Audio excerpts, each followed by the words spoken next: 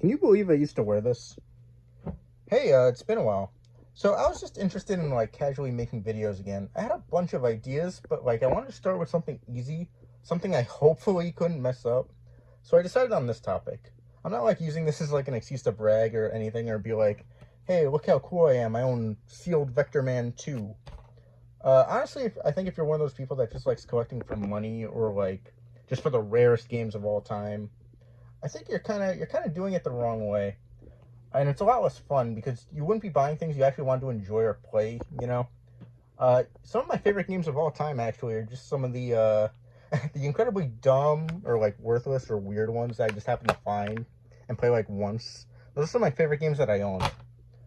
But if we are actually going to talk about, like, the rarest and expensive games that, like, I own, the first one that comes to mind is, and to most people, is probably this. EarthBound. So I love this game. Pretty much everybody loves this game. I think you'd be hard pressed to find someone that doesn't. Easily one of the most beloved games of all time. I played it recently, and it's still incredible. All the other games are fantastic and have influenced like countless indie games. It's even available on Switch Online. So if you have that, you have EarthBound. I believe this game is like 180 nowadays. It's around that like ballpark. But it's somewhat understandable with the legacy it has. Next up is a really weird one. You wouldn't really know it's expensive if you weren't already aware of it. It's this. It's Godzilla, or I guess Godzilla on PS4. This game is not good. It came out around the time Shin Godzilla came out, and unlike that movie, this game sucks ass. It is not good. I assume they knew it was really bad and they gave it a low print run, because I believe this game goes for like about the same as EarthBound, in fact. I don't know why you would ever get this if you had the choice between this and EarthBound, but I guess it's just a rare game and I love Godzilla, so I happened to get it for around retail when it came out. Next, I'm gonna actually cheat a little bit by including two games, but they kind of go together. You'll see what I mean. It's Pokemon Box and Pokemon Coliseum, like the Jirachi bonus disc. Pokemon Bank is way less interesting in my opinion. Sorry, Pokemon Box fan base, if you're out there. But they're both really weird and interesting releases. Box was only released by mail orders, and Jirachi was a pre-order bonus. Unfortunately, my box is the PAL version. You can tell by the case right there. The GameCube logo is on the top, not the bottom. But I mean, hey, I got it for free, so I won't complain. Next is a neat one. It's Fire Emblem Path of Radiance. I love this game. It honestly might be my favorite Fire Emblem. Fire Emblem used to be my favorite Nintendo series at one point, but there was a time when I went through a big like Fire Emblem phase. It was like right before Fates came out on the 3DS. Where I looked for all the old games and I managed to find this one for a decent price. It's absolutely incredible. Like I said, one of my favorite Fire Emblems. Definitely check it out if you can.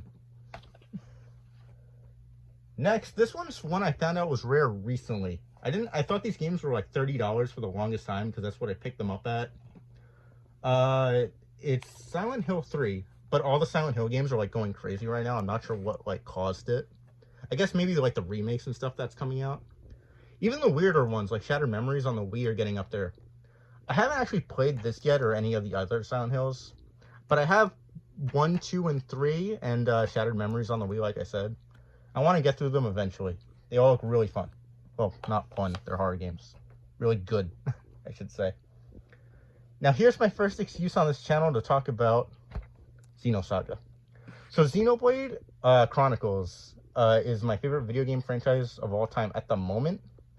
I guess up there at the top is like Pikmin and Animal Crossing.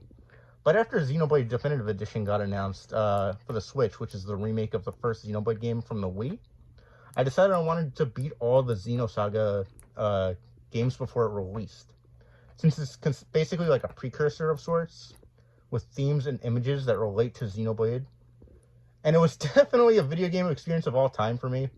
It's very weird and has some problems, but the story is just so weird and interesting, like I said, and has so many memorable moments that I can't help but love it. Xenosaga 1 and 2 are cheap, about $30 a piece. But 3 had a very low print run considering the series sold worse after each game, making this one of the rarer PS2 games. Next, we're actually going to go back to Fire Emblem for a bit. Here the game I mentioned before, actually. This is Fire Emblem Fates, but the special edition. And it is insanely expensive right now.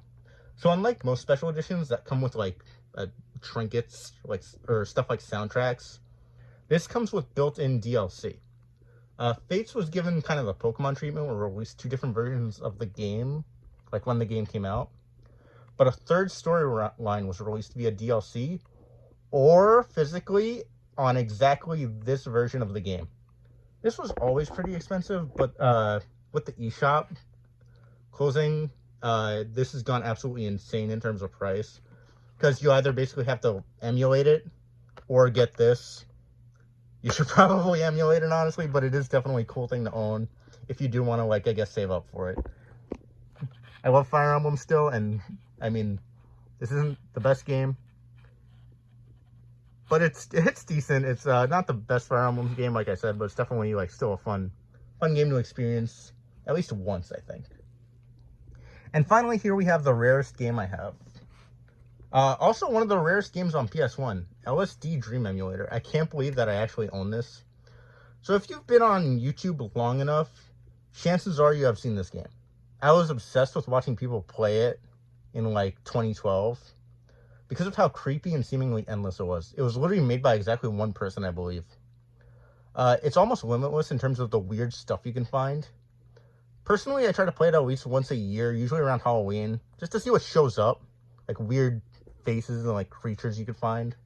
I found it in my Japan trip in 2019 and paid about $400 for it, which sounds like a lot, but it tends to sell between $600 to $1,000 when it actually does show up for sale.